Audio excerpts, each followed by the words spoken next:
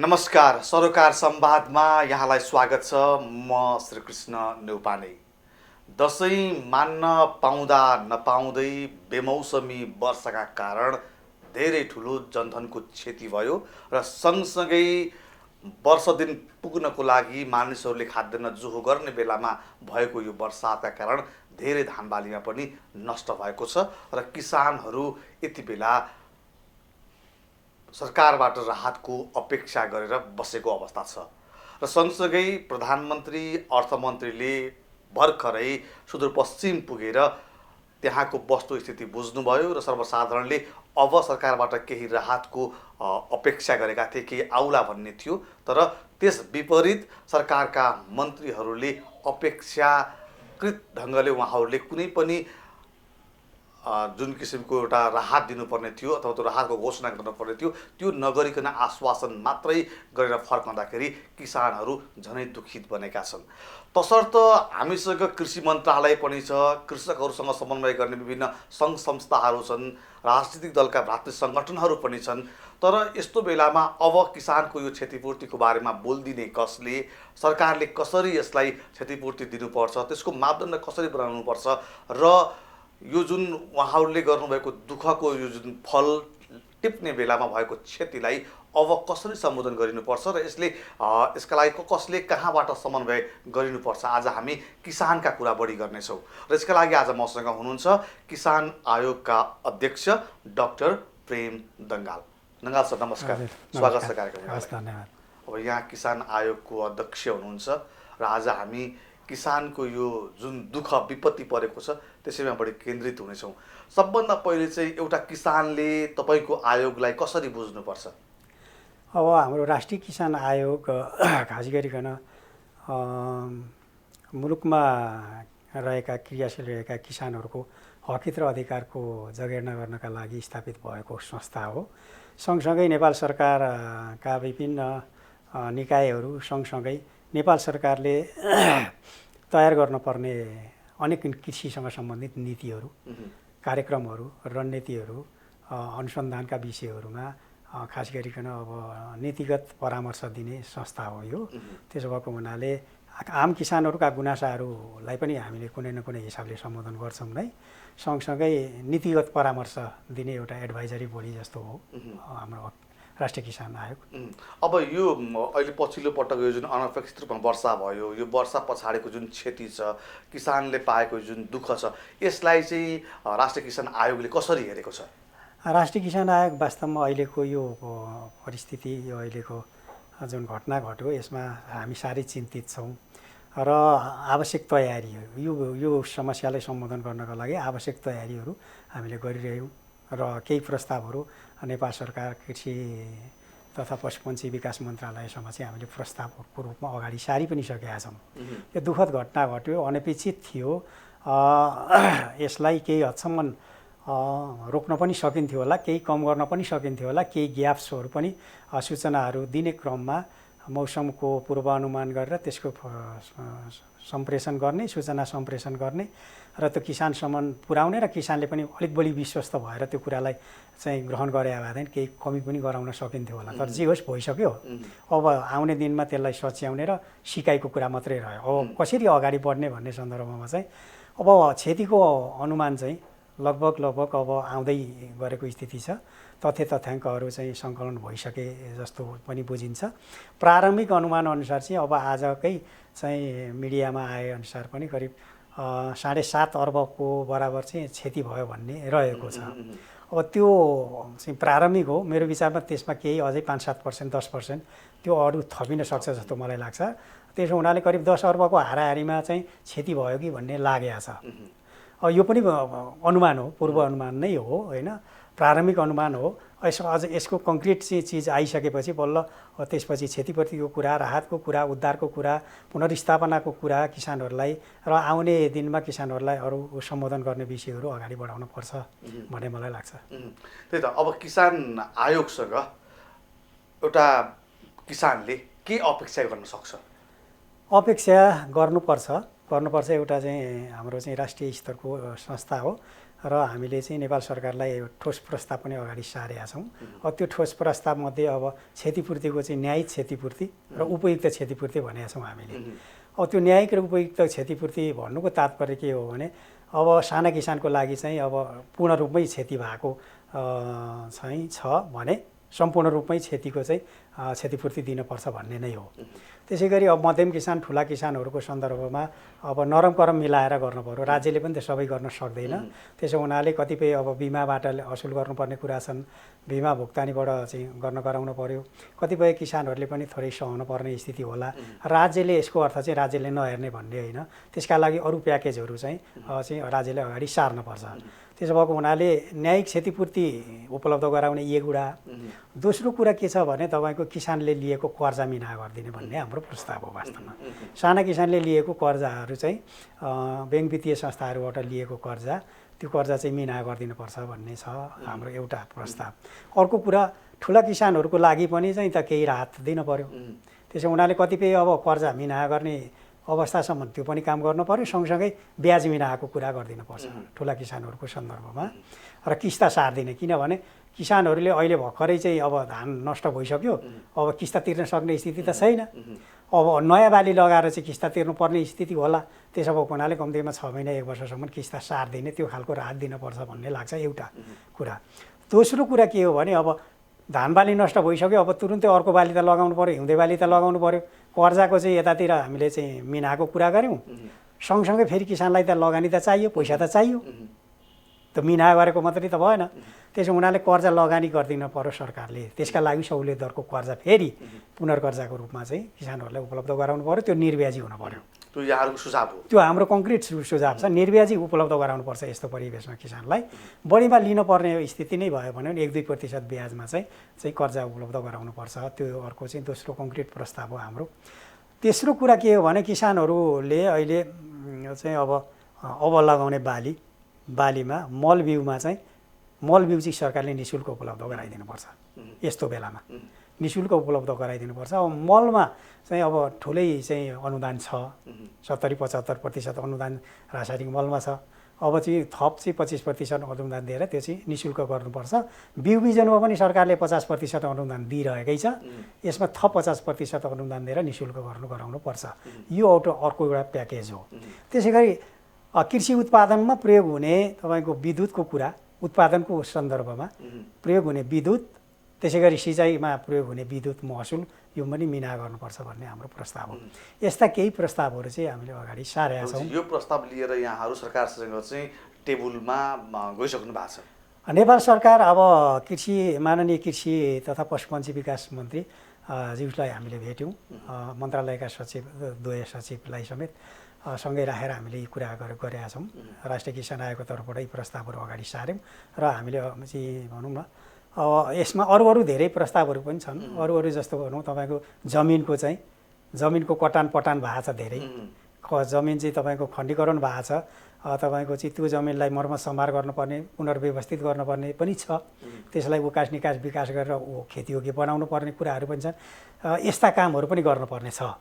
त्यो पूर्वाधार निर्माणसँग सम्बन्धित अब बाढीले, डुबानले, यो अविरल वर्षाका कारणले तपाईँको चाहिँ अब भनौँ न सिँचाइका तटबन्धहरू, नहरहरू फुटेका होलान्, बाटोघाटो बन्द भएको होला, खानेपानी चाहिँ भनौँ न चाहिँ मर्मत सम्हार गर्नुपर्ने होला, स्कुल विद्यालय, यी सबै चाहिँ पूर्वाधार निर्माणका कुराहरू पनि छन्। यो अर्को पाटो भयो, यो छुट्टै पाटो भयो। त्यो पूर्वाधार निर्माण गर्ने कुरा त्यो क्रमशः हुँदै जाने कुरा भयो। अब त्यो सरकारले गर्छ नै, निश्चय पनि गर्नुपर्छ। अहिले हामीले चाहिँ खास गरी किसानले भोगिरहेको अहिलेको जुन क्षति छ, किसानलाई भएको जुन नोक्सानी छ, यसलाई कसरी चाहिँ सम्बोधन गर्ने र किसानलाई कसरी उद्धार गर्ने, यसबाट किसानहरूलाई उद्धार गर्नै पर्छ। उद्धार गरिएन भने, किसानहरूको लागि प्रोत्साहन गरिएन भने चाहिँ भनौँ न आउने दिनमा किसानहरूले फेरि चाहिँ भनौँ न उत्पादन दिन सक्दैन। त्यही त। अब कृषिबाट भन्न चाहिँ अब यहाँ त योजना आयोगमा पनि रहेर काम गर्नुभयो। झन्डै 27% कृषिबाट चाहिँ कुल ग्राहस्थ उत्पादनको योगदान समेट्छ र त्यसमध्ये पनि धानले चाहिँ 10% चाहिँ उ गर्छ भनिरहँदाखेरि अब अहिले भएको क्षतिलाई समग्रमा हेर्दाखेरि जुन किसिमले यसपालि चाहिँ धान अलिक बढेर चाहिँ हाम्रो कुल ग्राहस्थ उत्पादन पनि बढ्छ भन्ने हामीले प्रक्षेपण गरिरहेका थियौँ नि, यो क्षतिले चाहिँ हाम्रो कुल गृहस्थ उत्पादनमा कति असर गर्ने देख्नु भएको छ तपाईँ? महत्त्वपूर्ण प्रश्न सोध्नु भयो श्रीकृष्णजी। वास्तवमा धान हाम्रो प्रमुख खाद्य बाली हो र प्रमुख खाद्य बाली भएको हिसाबले खाद्य सुरक्षामा पनि यसको धेरै चाहिँ ठुलो भूमिका छ। भोकमरीलाई अन्त्य गर्ने, खाद्य सङ्कटलाई सम्बोधन गर्ने, खाद्य सुरक्षाको यो पाटोलाई सम्बोधन गर्ने पनि यसले गर्छ नै। सँगसँगै कुल गारस्थ उत्पादनमा यसले करिब करिब 7-8% हाराहारीमा योगदान गरेको छ। कृषिको सम्पूर्ण कृषि क्षेत्रमा भएको सम्पूर्ण चाहिँ तपाईँको योगदानको कुरा गर्ने हो भने करिब 20% हाराहारीमा धान एउटा सिङ्गल बालीले, एकल बालीले चाहिँ योगदान गरिरहेको छ। र गएको आर्थिक वर्षमा चाहिँ करिब 56 लाख मेट्रिक टन धान उत्पादन भयो हाम्रो देशमा। यो वर्ष वास्तवमा यसलाई समयमै मनसुन हुनु र 100% नै खेती चाहिँ तपाईँको हुनु, रोपाइँ हुनुका कारण चाहिँ तपाईँको करिब 60 लाख मेट्रिक टन धान उत्पादन अपेक्षा गरेका थियो। त्यति हुनेवालै थियो वास्तवमा छ। अहिले कति नोक्सानी भएको छ त्यो नोक्सानीको चाहिँ आकलन आओस्। त्योदेखि बाहेक कुरा गर्ने हो भने गएको सालको हाराहारीमा चाहिँ हामीले धान बचत गर्न सक्छौँ कि भन्ने मलाई लाग्छ है। होइन, 54-55 lakh hectare, 54-55 lakh metric ton धान चाहिँ हामीसँग अझै पनि बचत हुन्छ होला यो क्षति भइसकेपछि पनि। त्यसो भएको हुनाले खाद्य सुरक्षाको हिसाबले पनि त्यस्तो धेरै काली लाग्दो स्थिति, डरलाग्दो स्थिति हुँदैन, त्यो गराउनु पनि हुँदैन, त्यस्तो कोकहल मचाउन पनि हुँदैन। अहिलेको क्षतिको यसो स्थिति हेर्दाखेरि त्यस्तो स्थिति देखिन्छ। त्यसो भएको हुनाले अब निश्चय पनि अब धानको कुल गारस्थ उत्पादनमा यत्रो महत्त्वपूर्ण योगदान थियो छ र यसले चाहिँ यसका कारणले चाहिँ केही घट्ने स्थिति छ। केही घट्ने स्थिति भन्दाखेरि करिब करिब 1% हाराहारीमा कुल गारस्थ उत्पादनमा 1% हाराहारीमा चाहिँ असर पुर्याउन सक्ने स्थिति छ। जस्तो अब मैले सोधिहालेँ, निर्वाहमुखी खेती गर्दै आउने जो किसान हुनुहुन्छ जसले चाहिँ केही क्विन्टल धान बेचेर असारको ऋण तिर्ने अनि बाँकी केही क्विन्टल वर्षभरिलाई भकारीमा राख्ने, त्यस्तो किसिमको किसानहरू पनि धेरै हुन्छ। म्याक्सिमम् त्यो किसानहरूको बाली चाहिँ बिग्रेको देखिन्छ। अब त्यस्ता किसिमका किसानहरूलाई चाहिँ कसरी हामीले सम्बोधन गर्ने, त्यो किसानको समस्यालाई कसरी चाहिँ हामीले चाहिँ समाधान गर्ने? सम्बोधन त सबैलाई नै गर्न पर्यो, नरम करम मिलाएर गर्न पर्यो। नरम करम मिलाएर केही हुँदै नभएको किसानलाई अब सबै चाहिँ बाली नाली नै सबै सत्यानाशै भयो, घर व्यवहार नै सबै बर्बादै भयो भने त्यस्तो किसानहरूलाई सरकारले चाहिँ उद्धार गर्नैपर्छ। 100% मेरो विचारमा क्षतिपूर्ति गर्नुपर्छ। क्षतिपूर्ति 100% गर्न सकिएन भने पनि निश्चित मापदण्ड बनाउनु पर्यो। त्यो निश्चित मापदण्ड भनेको चाहिँ तपाईँको सीमान्तकृत निम्न मध्यम किसान, साना किसानहरूको लागि एउटा, मध्यम किसानको लागि अर्को, ठुला किसानहरूको लागि अर्को, त्यो खालको चाहिँ मापदण्ड बनाएर चाहिँ उपयुक्त क्षतिपूर्ति गराउनै पर्छ। क्षतिपूर्ति चाहिँ 100% गर्न सकिएन भने अघि हामीले भनेका कुराहरू छन् नि, कर्जा मिनाको कुरा, कर्जा सार्ने कुरा, सहुलियतहरूको ब्याजको कुरा, सबै कुराहरूको लागि एडभोकेट गरिदिने चाहिँ को हुन्छ स्थानीय निकायमा? वडा कार्यालय हुन्छ कि गाउँपालिका अथवा नगरपालिका हुन्छ?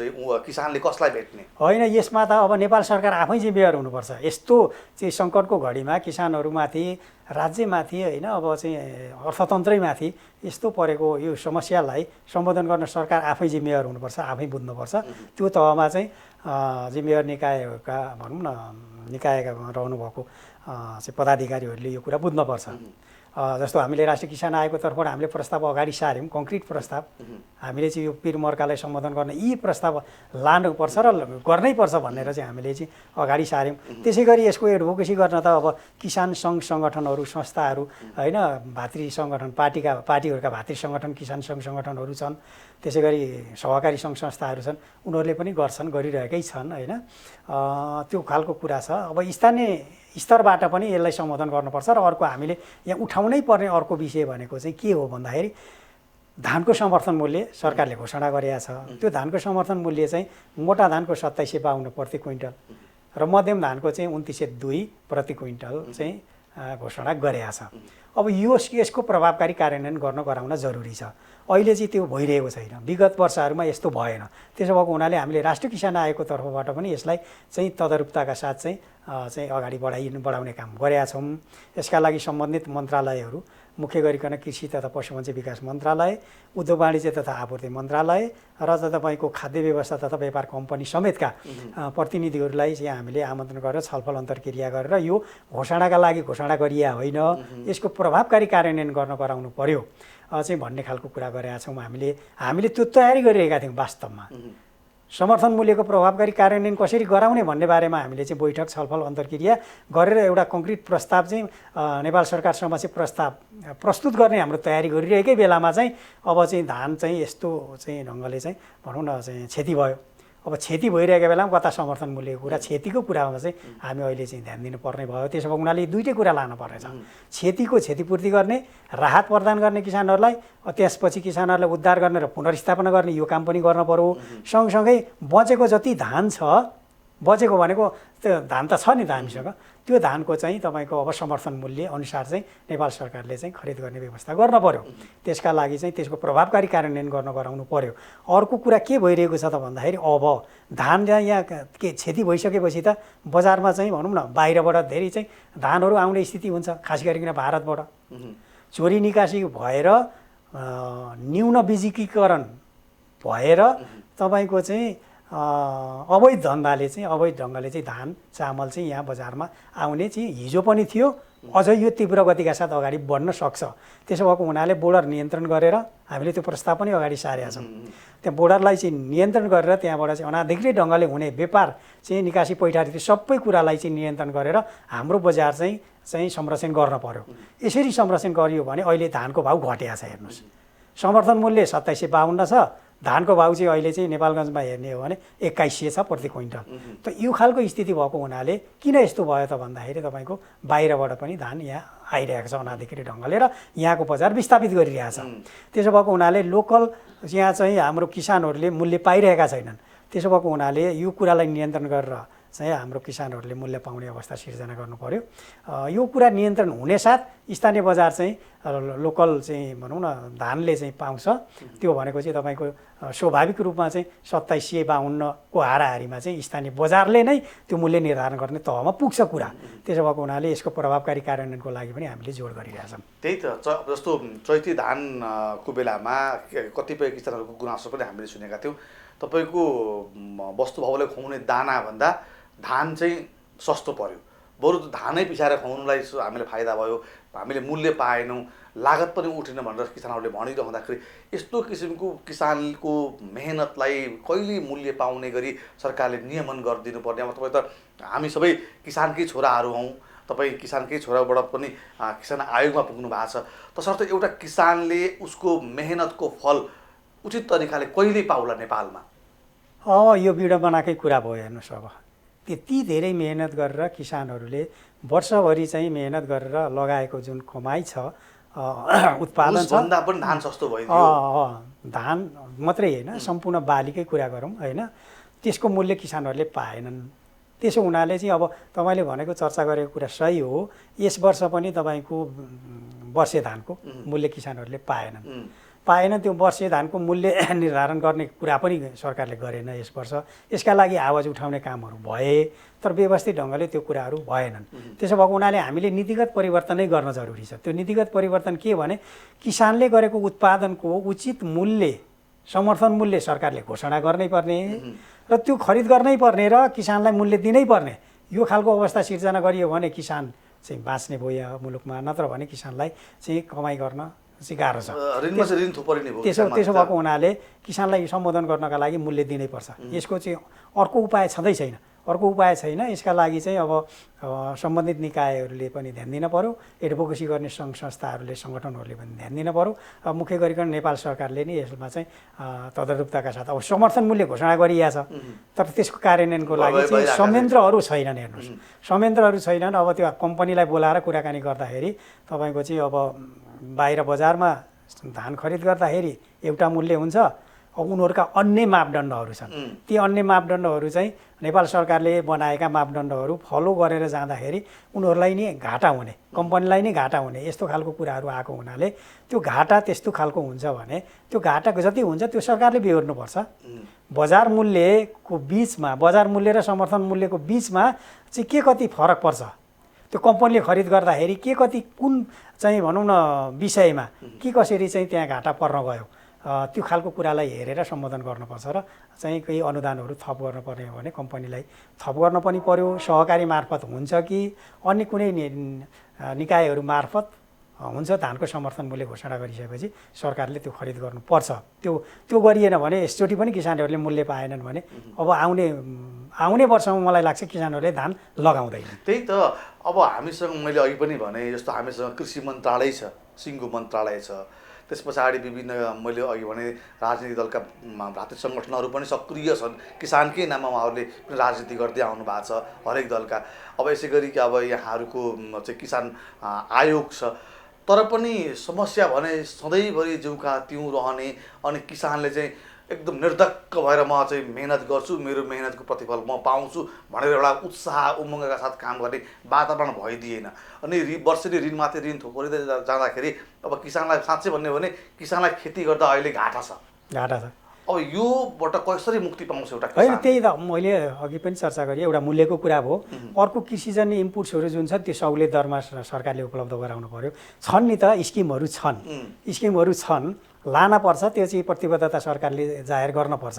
यसको लागि चाहिँ चर्चा गरियो नि त, तपाईँको मल बिउ सहज ढङ्गले आपूर्ति हुनु पर्यो, सस्तो हुनु पर्यो, निःशुल्कसम्म गर्न पर्यो। यस्तो परिवेशमा कर्जा त्यही ढङ्गले किसानहरूलाई चाहिँ पुर्याइदिनु पर्यो, सिँचाइको व्यवस्था हुन पर्यो होइन, त्यो बिमाको व्यवस्था अर्को महत्त्वपूर्ण कुरा बिमाको कुरा छ। यसमै यही विषयमा पनि यदि किसानहरूले चाहिँ बिमा गरेको अवस्था थियो भने त अहिले धेरै ठुलो क्षति होइन राज्यले बेहोर्नु पर्दैन थियो, किसानहरूले पनि होइन बिमाबाट चाहिँ भुक्तानी लिन सक्थे। तर बिमा भएन, बिमा कम्पनीहरू जान तयार छैनन्। किन जान तयार छैनन्? राज्यले निर्देशन गर्नु पर्यो, बाध्य चाहिँ बनाउनु पर्यो होइन। बाध्य बनाउनु भन्नुको अर्थ एकदम चाहिँ दबाब गरेर भन्दा पनि प्रोत्साहन गर्नु पर्यो, वातावरण बनाउनु पर्यो, मिलाउनु पर्यो। किन जाँदैनन्, के कारणले नजान पर्ने कारण के हो होइन। जोखिम छ भनेर बिमा कम्पनीहरू पछि हट्ने कुरा त हुँदैन नि, फाइदाको मात्रै बिमाको कुरा हुँदैन।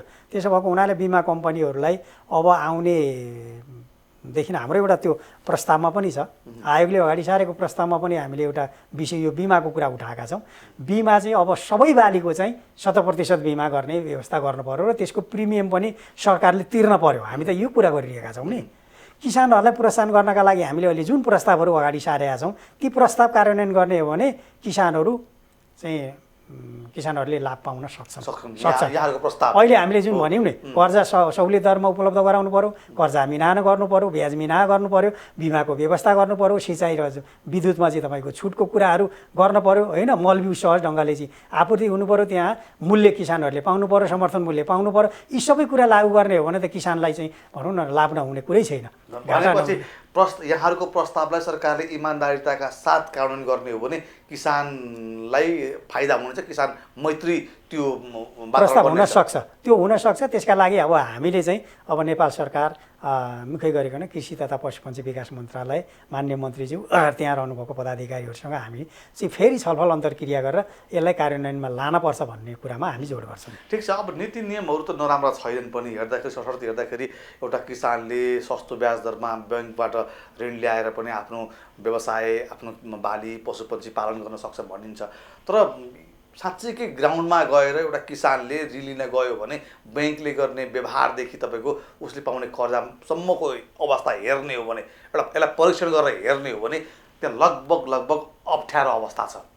सही कुरा हो। अब हामी राज्यको एउटा जिम्मेवार चाहिँ निकायको एउटा जिम्मेवार पदाधिकारीले पनि मैले यो कुरा सत्य हो भनेर मैले स्वीकार्न पर्छ। यथार्थ त त्यही हो, सत्य त्यही हो नि। सत्य त्यही हो भनिसकेपछि हामीले त्यहाँ सच्याउनु पर्यो। किनभने अब किसानहरूको पहुँचमा छैन। यसको अर्थ सबै छैन चाहिँ होइन है, सबै चाहिँ छैन होइन, पहुँचवालाहरूको अलिक बढी छ त्यो कुरा हो। किनभने तपाईँको हामीले चाहिँ मैले पनि अनुगमन गरेको छु, धेरै कुराहरू गुनासाहरू आउँछ किसानहरूलाई। पहिलो कुरा चाहिँ किसानलाई यस्तो खालको चाहिँ कर्जाको व्यवस्था छ भन्ने कुरा जानकारी नै छैन। पहिलो कुरा त्यो जानकारी नै छैन। होइन सहुलियत दरको कर्जा 5% पाइन्छ, अनुदान सरकारले दिन्छ होइन, 5% ब्याज अनुदानमा दिन्छ, मैले चाहिँ पाउन सक्छु, छ पनि आखिरी खासमा व्यवसायिक कृषि कर्जा गर्नका लागि तपाईँको काठाबाठाले त्यो 5%मा ल्याएर 10%मा लगानी अन्त गरिरहेका छन्, त्यो पनि छ त्यो पनि अब अनुगमन गर्नुपर्छ के कस्तो छ। जस्तो किसानहरूलाई चाहिँ कृषि प्रयोजनको लागि चाहिँ तपाईँको 10 लाखसम्म व्यवसायिक कृषि चाहिँ गर्नका लागि सहुलियत दरको कर्जा छ होइन, 5% ब्याज अनुदानमा।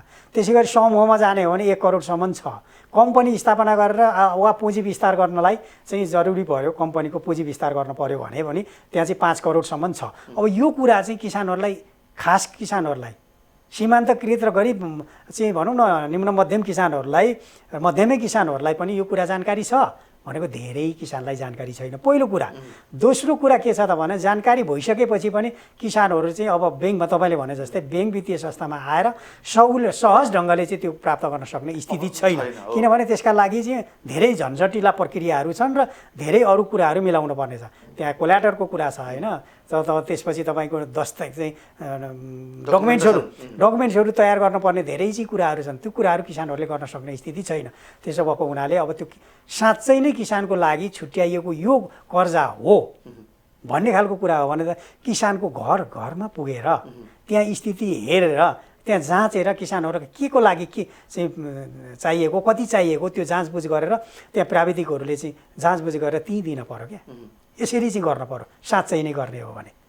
अब किसानलाई सदरमुकाममा बोलाएछ गाउँबाट, अब ब्याङ्क वित्तीय संस्थामा, किसानलाई अब त्यहाँ चाहिँ भनौँ न चाहिँ पहुँचमा छैन, किसानहरूले चाहिँ त्यो प्राप्त गर्न सक्ने स्थिति छैन। यसको अर्थ सबै यस्तो छ भन्नेको चाहिँ होइन, तर आम रूपमा सीमान्तकृत किसानहरू, गरिब किसानहरू, निम्न मध्यम किसानहरूले चाहिँ कर्जा प्राप्त नगरेकै अवस्था छ। यो चाहिँ तथ्यले नै बताएको छ। अब यसलाई सुधार्नको लागि त मैले अघि नै भने ब्याङ्क वित्तीय संस्थाहरू, नेपाल सरकारका निकायहरू चाहिँ जान पर्यो किसानको घरमा जानु पर्यो, टोलमा जानु पर्यो, सरकारी निकायले जाने वातावरण बनाउनु पर्यो, किसानलाई सदरमुकाममा कार्यालयमा बोलाएर होइन चाहिँ अब त्यहाँ चाहिँ भनौँ न अब चाहिँ अपमान गरेर फर्काउने कुरा गर्नु हुँदैन, चाहिँ किसानहरूको घरमा पुगेर चाहिँ साँच्चै नै गर्नुपर्छ।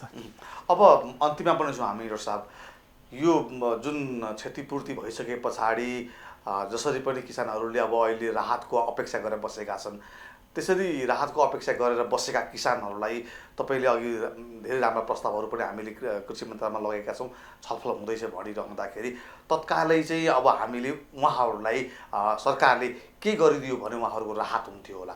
तत्कालै गर्नुपर्ने त अब त्यो समय करिब चाहिँ अब त्यो सकियो जस्तो मलाई लाग्छ। जुन धान क्षति भएको थियो त्यो क्षति भएको धानलाई जति सक्दो त्यसलाई बचाउने प्रयास गर्नुपर्थ्यो, कति बचाउन सकिन्थ्यो सकिँदैन थियो, त्यसका लागि त अनेक प्राविधिक कुराहरू थिए होला सायद, त्यो काम हामीले त्यति धेरै गर्न सकेनौँ। अब त्यो भिजेको धानलाई अब चिउरा चिउरा त्यो सम्भवै हुँदैन, त्यो खाद्यको रूपमा त्यो हुँदैन होला, त्यो सायद त्यो चाहिँ दानामा प्रयोग गर्न सकिन्छ, दानामा के पशुको लागि होइन, पशुवस्तुको लागि अन्यत्र युज गर्न सकिन्छ, त्यो एउटा काम गर्न पर्यो। त्यसपछि तपाईँको भनेको न अहिले तत्काल त किसानहरूलाई चाहिँ भनौँ न राहतै प्रदान गर्नु पर्यो।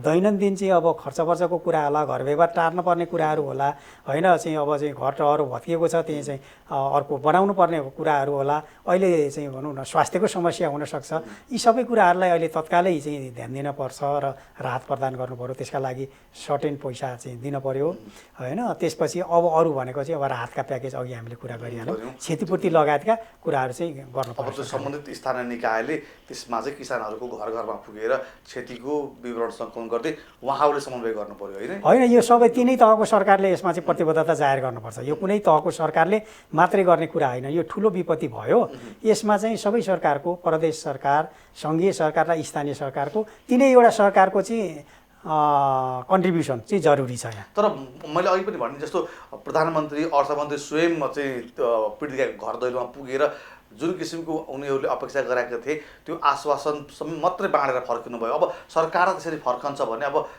जनताले फेरि कसरी? होइन, अहिले तत्काल त दिने भनेको त आश्वासनै हो नि, गएर भ्रमण गरेर चाहिँ गर्दाखेरि आश्वासन राहतका प्याकेजहरू तयारी गरेर गइदिएको थियो भने उनीहरूलाई पनि अलिकति राहतका प्याकेजहरू सरकारले केही घोषणा गर्यो होइन, जस्तो त चाहिँ तपाईँको मृत्यु हुनेको परिवारलाई चाहिँ राहतको घोषणा गर्यो र अरू चाहिँ केही राहतको घोषणा गरेको छ, त्यो न्यून छ, त्यो पर्याप्त छैन। अब सुरु हो त्यो, क्रमशः त्यसलाई वृद्धि गर्दै अगाडि बढाउनुपर्छ।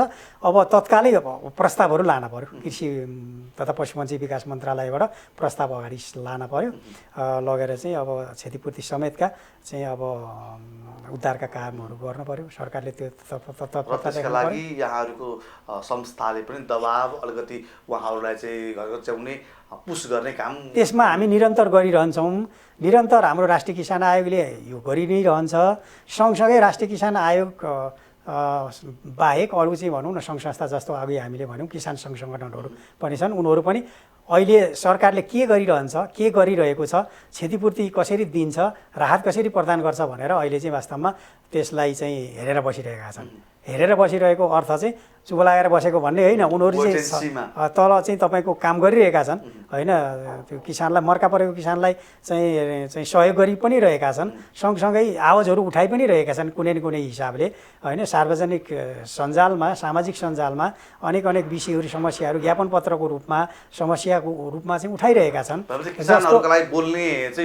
जस्तो चाहिँ तपाईँको हाम्रो म आबद्ध रहेको अखिल नेपाल किसान महासङ्घ छ, त्यो किसान महासङ्घले हिजो भर्खरै पनि सामान्य प्रधानमन्त्रीज्यूको चाहिँ बर्दिया भ्रमणको क्रममा चाहिँ त्यहाँको हाम्रो जिम्मेवार साथीहरूले चाहिँ त्यहाँको हाम्रो किसान सङ्घले महासङ्घले चाहिँ त्यहाँको कमिटीले ज्ञापन पत्र प्रस्तुत गर्यो सामान्य प्रधानमन्त्रीज्यू समक्ष। भनेपछि उनीहरू क्रियाशील रहिरहेका छन्, तल पनि क्रियाशील रहिरहेका छन्।